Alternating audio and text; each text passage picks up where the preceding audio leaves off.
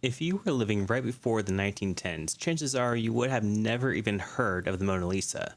Not because the average person wasn't cultured, no, but rather because before August 21st, 1911, the Mona Lisa was not in the general American zeitgeist. In fact, unless you were in the art world, chances are you would have never even have heard of it. That is, until its theft. But who would steal a then so little known art piece and why? How did the French government get it in the first place? And how was this heist pulled off, and how was the culprit caught? Well, our story begins with Leonardo da Vinci in Florence, Italy in the 1500s during the Renaissance period. Leonardo's Mona Lisa was commissioned by statesman Francesco Giocondo. as a gift for his wife, Lisa del Giocondo. to celebrate the couple's new home and birth of their son. However, the painting never did make its Giocondo's hands because Da Vinci loved it so much. In fact, it was his favorite work, one that he continued to add to years after it was first commissioned. Later in 1517, Da Vinci was invited to France by King Francis I. With him, he brought his art equipment and many sketches and partially finished works, one of which was the Mona Lisa.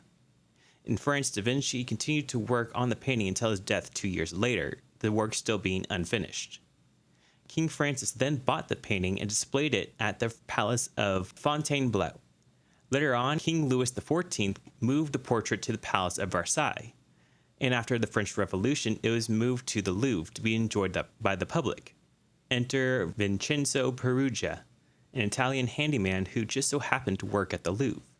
Knowing that the museum was closed to patrons on Mondays, he spent Sunday night in a closet. Monday morning, he simply took the painting off the wall and out of its protective frame, hid it under his workman's smock, and walked it home.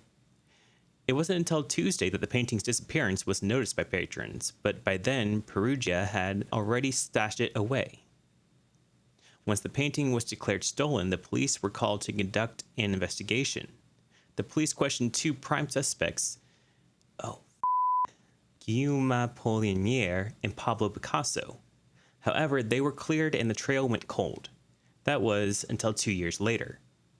Perugia, knowing he could not keep the painting nor sell it in France, decided to try his hand at selling the painting on the Italian art market under a fake name.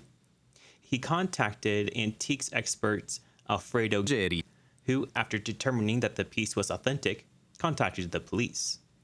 Perugia was quickly taken into custody and put on trial. During his trial, Perugia claimed that it was a crime done out of patriotism. He believed that the painting was stolen from Italy by France during the Napoleonic era, and it was up to him to return the portrait to its rightful place. Because he tried to sell the painting in Italy, Italian police were called and he was tried in Italy. An Italian judge presided over this crime supposedly done in the name of Italy, a crime done out of pride and love for the country.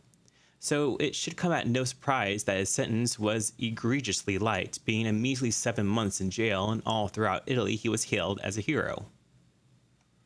By his return, the Mona Lisa had already turned into a household name. During the 2 years of its absence, droves of people flocked to the Louvre on a daily basis, and thousands of newspaper articles following the disappearance, investigation, and eventual return were printed throughout the world. Once the Mona Lisa was returned, it in the Louvre saw a daily visit of 30,000 people, and its fame has only grown since. Though the theft was a heartbreaking event in the art world, it did bring about a lot of good in making the painting and even the museum more famous than ever.